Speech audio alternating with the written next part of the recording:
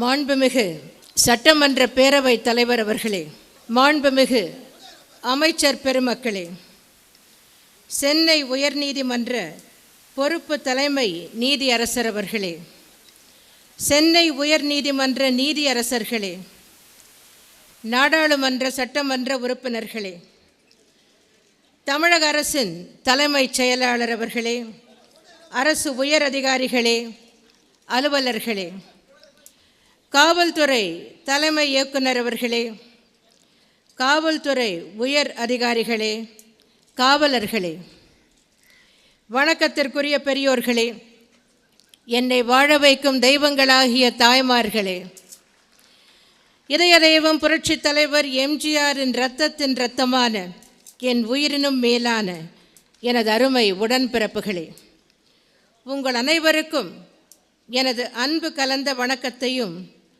சுதந்திர தின நல்வாழ்த்துகளையும் முதற்கண் தெரிவித்துக் கொள்கிறேன். 67வது சுதந்திர தின நன்னாளில் சுதந்திர கொடியை ஏற்றி வைத்ததில் பெருமிதம் அடைகிறேன். இந்த வாய்ப்பை நல்கிய தமிழக மக்களுக்கு எனது நெஞ்சார்ந்த நன்றியினை தெரிவித்துக் கொள்கிறேன். சுதந்திரம் என்ற வார்த்தையே நமது மனங்களில் மற்றற்ற மகிழ்ச்சியையும் பெருமித உணர்வையும் ஏற்படுத்துகிறது. இப்படிப்பட்ட மகிழ்ச்சிகரமான சுதந்திரத்தை பெற ஆங்கிலேயர்களுக்கு எதிராக தமிழகத்திலிருந்து முதலில் குரல் கொடுத்தவர்கள் பாளையக்காரர்கள் என்று சொன்னால் அது மிகையாகாது. இவர்களில் வீரபாண்டிய கட்டபொம்மன், பூலித்தேவர், மருது சகோதரர்கள், தீரன் சின்னமலை ஆகியோரின் புரட்சி மகத்தானது. இதுவே சுதந்திர போராட்டத்திற்கான முதல் வித்தாக அமைந்தது. இந்திய அளவில் சர்தார் வல்லபாய் பட்டேல், பாலகங்காதர திலகர், அண்ணல் அம்பேத்கர், நேதாஜி சுபாஷ் சந்திர போஸ் என பல தலைவர்கள் இந்திய நாட்டின் சுதந்திரத்திற்காக பாடுபட்டுள்ளனர். இந்திய விடுதலை போராட்டத்தில் தமிழர்களின் பங்கு மகத்தானது. கப்பலோட்டிய தமிழன் வ.உ. சிதம்பரம் பிள்ளை, மகாகவி சுப்பிரமணிய பாரதியார், திருப்பூர் குமரன், தீரர் சத்தியமூர்த்தி, சுப்பிரமணிய சிவா, பசும்பொன் முத்துராமலிங்க தேவர், அயல் நாட்டு வீராங்கனை ஆனி பெசன்ட் அம்மையார், மாவீரன் வாஞ்சிநாதன் என எண்ணற்ற தலைவர்கள் இரத்தம் சிந்தியும் உயிரை கொடுத்தும் ஆங்கிலேயரிடமிருந்து சுதந்திரத்தை நமக்கு பெற்று கொடுத்துள்ளனர். இந்த விடுதலை திருநாளில் சுதந்திரத்திற்காக பாடுபட்ட அனைத்து தியாகிகளுக்கும் என்னுடைய வீர வணக்கத்தினை செலுத்துகிறேன். சுதந்திரம் என்பது பேச்சு சுதந்திரம், எழுத்து சுதந்திரம், கல்வி சுதந்திரம், வேலைவாய்ப்பு சுதந்திரம், சிந்தனை சுதந்திரம் என பல்வேறு பரிமாணங்களை கொண்டது. சமூக பொருளாதார காரணிகளால் ஒடுக்கப்படாமல் ஒவ்வொரு தனி மனிதருக்குள் இருக்கும் ஆற்றலை வெளிக்கொணரச் செய்வதே உண்மையான சுதந்திரத்திற்கான இலக்கணம். இப்படிப்பட்ட தனி மனித ஆற்றலை வெளிக்கொணருவதில் கல்வி முக்கிய பங்கு வகிக்கிறது. எனவேதான் அனைவரும் கல்வி பயிலும் வண்ணம் கட்டணமில்லா கல்வி, கட்டணமில்லா பேருந்து வசதி, விலையில்லா பாட புத்தகங்கள், நோட்டு புத்தகங்கள், ஒரு இணை காலணி, 4 இணை சீருடைகள், நில வரைபட புத்தகம் போன்றவை வழங்கப்படுகின்றன. மேல்நிலை பள்ளிகள் மற்றும் கல்லூரிகளில் பயிலும் மாணவ மாணவியர் தங்களின் அறிவாற்றலை பெருக்கிக் கொள்ள மடிக்கணினி வழங்கப்படுகிறது. இடைநிற்றலை அறவே நீக்கும் வகையில் 10, 11 மற்றும் 12ஆம் வகுப்பு பயிலும் மாணவ மாணவியருக்கு மொத்தம் 5000 ரூபாய் வழங்கப்படுகிறது. கடந்த 2 ஆண்டுகளில் மட்டும் 1075 பள்ளிகள் தரம் உயர்த்தப்பட்டுள்ளன. எனது தலைமையிலான அரசின் இது போன்ற நடவடிக்கைகளின் காரணமாக கல்வி பயிலும் மாணாக்கர்களின் எண்ணிக்கை அதிகரித்துள்ளது என்பதை மகிழ்ச்சியுடன் தெரிவித்துக் கொள்கிறேன். புதிய பள்ளிகளை ஏற்படுத்துவதுடன் பள்ளிகளுக்கு தேவையான ஆசிரியர்கள் நியமிக்கப்பட வேண்டும் என்பதை கருத்தில் கொண்டு கடந்த 2 ஆண்டுகளில் 51,757 ஆசிரியர்கள் நியமிக்கப்பட்டுள்ளனர். கல்லூரிகள் அதிக அளவு இல்லாத பகுதிகளில் உள்ள மாணவ மாணவியர் உயர்கல்வி பெறும் வகையில் 11 பல்கலைக்கழக உறுப்பு கலை மற்றும் அறிவியல் கல்லூரிகள் மற்றும் 1 பொறியியல் கல்லூரி சென்ற ஆண்டு துவங்கப்பட்டுள்ளன. அதேபோன்று இந்த ஆண்டு 12 அரசு கலை மற்றும் அறிவியல் கல்லூரிகள், 2 பல்கலைக்கழக உறுப்பு கல்லூரிகள், 3 அரசு பொறியியல் கல்லூரிகள், 11 பலவகை தொழில்நுட்ப கல்லூரிகள், தேசிய சட்டப்பள்ளி மற்றும் இந்திய தகவல் தொழில்நுட்ப கல்வி நிறுவனம் ஆகியவை துவங்கப்படும். மேலும் மீனள பல்கலைக்கழகம், 2 கால்நடை மருத்துவக் கல்லூரிகள், 6 கால்நடை ஆராய்ச்சி மையங்கள் மற்றும் 2 மீன்வள தொழில்நுட்ப நிலையங்களும் ஏற்படுத்தப்பட்டுள்ளன. கல்வி அறிவுடன் உடல் வலிமையும் பெற்றிருத்தல் அவசியம் என்பதை கருத்தில் கொண்டு தமிழக மக்கள் அனைவருக்கும் சிறந்த மருத்துவ சேவை வழங்கும் பல நடவடிக்கைகளை உங்கள் அன்பு சகோதரியின் அரசு தொடர்ந்து எடுத்து வருகிறது. கடந்த 2 ஆண்டுகளில் புதிதாக 47 ஆரம்ப சுகாதார நிலையங்கள் திறக்கப்பட்டுள்ளன. 52 ஆரம்ப சுகாதார நிலையங்கள் 30 படுக்கை வசதிகள் கொண்ட மேம்படுத்தப்பட்ட மருத்துவமனைகளாக தரம் உயர்த்தப்பட்டுள்ளன. தொற்றா நோய்களுக்கான பரிசோதனை மற்றும் தொடர் சிகிச்சை வழங்கும் திட்டம் அனைத்து மாவட்டங்களிலும் செயல்படுத்தப்படுகிறது. டாக்டர் முத்துலட்சுமி ரெட்டி மகப்பேறு திட்டத்தின் கீழ் இந்தியாவிலேயே மிக அதிக அளவாக 12,000 ரூபாய் நிதி உதவி வழங்கப்பட்டு வருகிறது.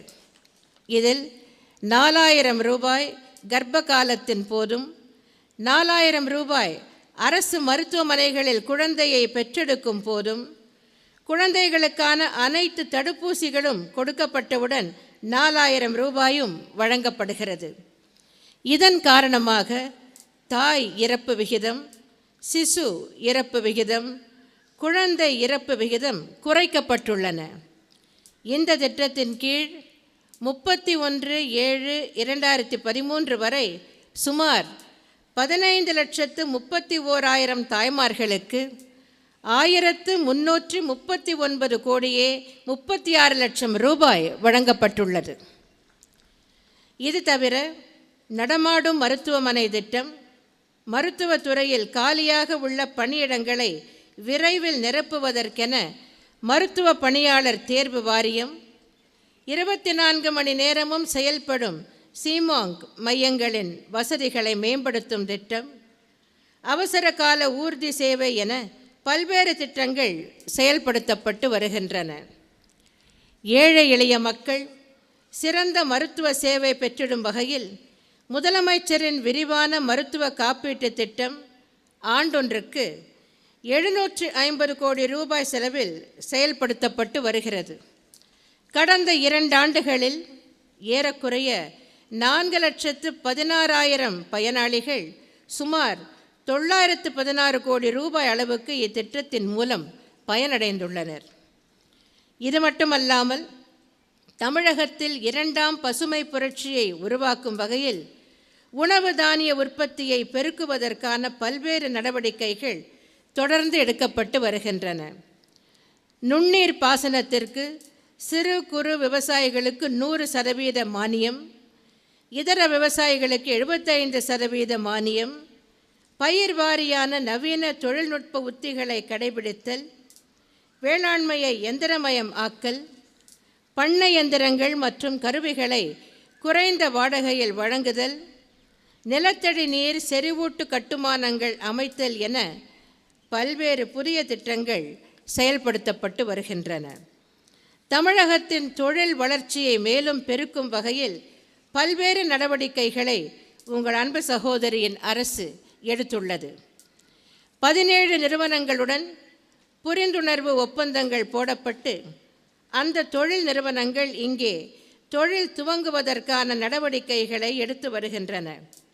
இதன் மூலம் 2 லட்சத்திற்கும் மேற்பட்ட வேலை வாய்ப்புகள் உருவாகும். இது மட்டுமல்லாமல் தென் தமிழ்நாட்டில் தொழில் வளர்ச்சியை உருவாக்கும் நோக்கில் பல்வேறு தொழிற்பூங்காக்களை அமைத்திட உத்தரவிட்டுள்ளதோடு அங்கு தொழிற்சாலைகளை அமைக்க முன்வரும் தொழில் முனைவோர்களுக்கு பல்வேறு சலுகைகளும் அளிக்கப்படுகின்றன. இதன் மூலம் அப்பகுதிகளில் தொழில் வளர்ச்சி பெருகுவதோடு லட்சக்கணக்கான நபர்களுக்கு வேலை வாய்ப்புகளும் உருவாகும். எனது தலைமையிலான அரசின் வெளிப்படையான அணுகுமுறை காரணமாக தொழில்துறையில் ஒரு புரட்சி ஏற்பட்டுள்ளது. தமிழ்நாட்டில் இரட்டை இலக்க வளர்ச்சியை எய்துதல் என்ற தலைப்பில் ஓர் அறிக்கையை சமர்ப்பித்த the associated chambers of commerce and industry of India என்ற அமைப்பு அரசு, தனியார் மற்றும் பொதுத்துறை ஆகியவை 2012-2013 ஆண்டில் மட்டும் சுமார் 1,07,000 கோடி ரூபாய் மதிப்பீட்டிலான 815 திட்டங்களை செயல்படுத்தி வருகிறது என தெரிவித்துள்ளது.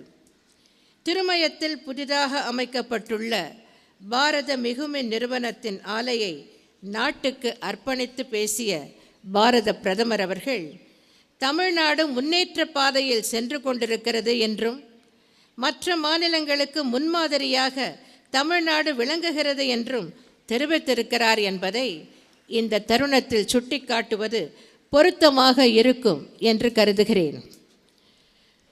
வளர்ச்சி திட்டங்களை மேற்கொண்டு வரும் அதே சமயத்தில் ஏழை தாய்மார்களின் நலன் காக்கும் வகையில் விலையில்லா மிக்சி, கிரைண்டர் மற்றும் மின்விசிறி ஆகியவை வழங்கப்பட்டு வருகின்றன.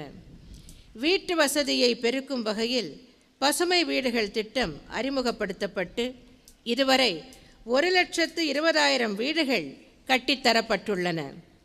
நெசவாளர்களுக்கென 10,000 வீடுகள் கட்டித்தர நடவடிக்கை எடுக்கப்பட்டுள்ளது. இது மட்டுமல்லாமல் இந்திரா நினைவு குடியிருப்பு திட்டத்தின் கீழ் கடந்த 2 ஆண்டுகளில் 2 லட்சம் வீடுகள் கட்டித்தரப்பட்டுள்ளன. வெண்மை புரட்சியை ஏற்படுத்தும் வகையிலும் கிராமப்புற மக்களின் வாழ்வாதாரத்தை மேம்படுத்தும் வகையிலும் கறவை பசுக்கள் மற்றும் வெள்ளாடுகள் வழங்கப்பட்டு வருகின்றன. இது தவிர சமூக பாதுகாப்பு திட்டத்தின் கீழ் வழங்கப்பட்டு வந்த 500 ரூபாய் ஓய்வூதியத்தை 1000 ரூபாயாக எனது அரசு வழங்கி வருகிறது. அனைத்து தரப்பு மக்களும் பயன்பெறும் வகையில் பல்வேறு திட்டங்களை எனது அரசு செயல்படுத்தி வந்தாலும் மத்திய அரசின் தவறான பொருளாதார கொள்கை, பெட்ரோல் டீசல் விலை நிர்ணய கொள்கை, ஊட்டச்சத்து அடிப்படையிலான உர மானிய கொள்கை, அந்நிய நேரடி முதலீட்டு கொள்கை, மானிய விலையிலான சமையல் எரிவாயு உருளைகளின் எண்ணிக்கையை கட்டுப்படுத்துதல் போன்றவற்றின் காரணமாக அனைத்து தரப்பு மக்களும் கடுமையாக பாதிக்கப்பட்டு வருகின்றனர். ரூபாயின் மதிப்பு வீழ்ச்சியடைந்து வருவதாலும் மத்திய அரசு பெட்ரோல் டீசல் விலையை அடிக்கடி உயர்த்துவதாலும் அத்தியாவசிய பொருட்களின் விலைகள் உயர்ந்து கொண்டே செல்கின்றன. இந்த விலைவாசி உயர்விலிருந்து ஏழை எளிய சாமானிய மக்களை காப்பாற்றும் வகையில் பல்வேறு நடவடிக்கைகளை உங்கள் அன்பு சகோதரியின் அரசு எடுத்துள்ளது. பொது விநியோக திட்டத்தின் கீழ் மாதம் ஒன்றுக்கு 20 கிலோ விலையில்லா அரிசி, மானிய விலையில் பாமாயில், துவரம் பருப்பு, உளுத்தம் பருப்பு, சர்க்கரை, அமுதம் அங்காடிகள், கூட்டுறவு நிறுவனங்கள் மற்றும் சிறப்பு அங்காடிகள் மூலமாக அரிசி கிலோ ஒன்றிற்கு 20 ரூபாய் என்ற விலையில் வெளிச்சந்தையில் விற்பனை, காய்கறி விலையை கட்டுப்படுத்தும் வகையில் கூட்டுறவு அமைப்புகள் மூலமும் தோட்டக்கலைத்துறை மூலமும் விவசாயிகளையும் நுகர்வோரையும் நேரடியாக இணைக்கக்கூடிய பண்ணை பசுமை நுகர்வோர் கடைகள், சமையல் எரிவாயு மீதான மதிப்பு கூட்டு வரி முழுவதுமாக ரத்து, அனைத்து மாநகராட்சிகளிலும் குறைந்த விலையில் சிறந்த உணவு வகைகளை வழங்கும் அம்மா உணவகங்கள் என பல்வேறு விலைவாசி குறைப்பு நடவடிக்கைகளை நான் எடுத்து வருகிறேன். தற்போது தமிழகத்தில் நடைமுறைப்படுத்தப்பட்டு வரும் பொது விநியோக திட்டத்திற்கே பங்கம் விளைவிக்கும் வகையில் தேசிய உணவு பாதுகாப்பு சட்டத்தை மத்திய அரசு நிறைவேற்ற முனைந்துள்ளது.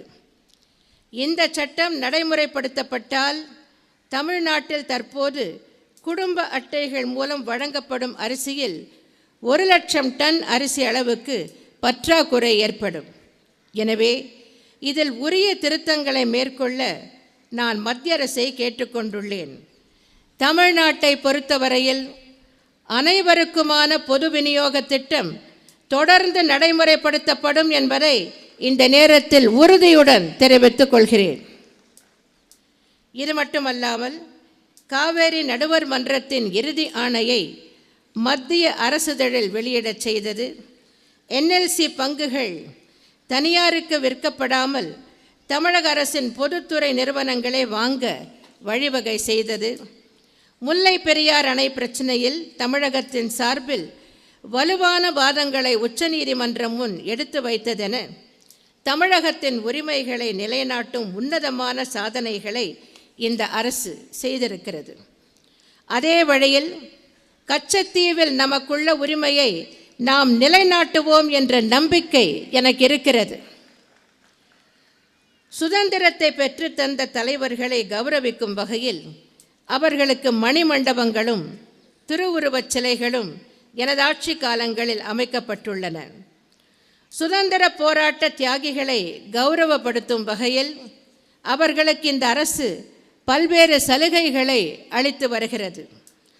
சுதந்திர போராட்ட வீரர்களை மேலும் கௌரவப்படுத்தும் வகையில் தற்போது அவர்களுக்கு வழங்கப்பட்டு வரும் 7,000 ரூபாய் ஓய்வூதியம் 1/8/2013 முதல் 9,000 ரூபாயாக உயர்த்தப்படும் என்பதையும், சுதந்திர போராட்ட வீரர்களின் வாரிசுதாரர்களுக்கு வழங்கப்பட்டு வரும் குடும்ப ஓய்வூதியம் 3,500 ரூபாயிலிருந்து 4,500 ரூபாயாக உயர்த்தப்படும் என்பதையும் மட்டற்ற மகிழ்ச்சியுடன் தெரிவித்துக் கொள்கிறேன். சுதந்திர காற்றை சுதந்திரமாகவும் பெருமையுடனும் அனுபவித்து கொண்டிருக்கும் அனைவருக்கும் 67ஆம் ஆண்டு சுதந்திர தின விழா நல்வாழ்த்துக்களை மீண்டும் ஒரு முறை தெரிவித்துக் கொள்கிறேன். தமிழகமே எனது குடும்பம், தமிழ்நாட்டு மக்களே என் பிள்ளைகள், தமிழக மக்களின் நலனே என் நலன் என்று கூறி வாழ்க பாரத மணித்திருநாடு, வளர்க செந்தமிழ்நாடு, அண்ணா நாமம் வாழ்க, புரட்சித் தலைவர் MGR நாமம் வாழ்க என்று கூறி விடை பெறுகிறேன். நன்றி, வணக்கம்.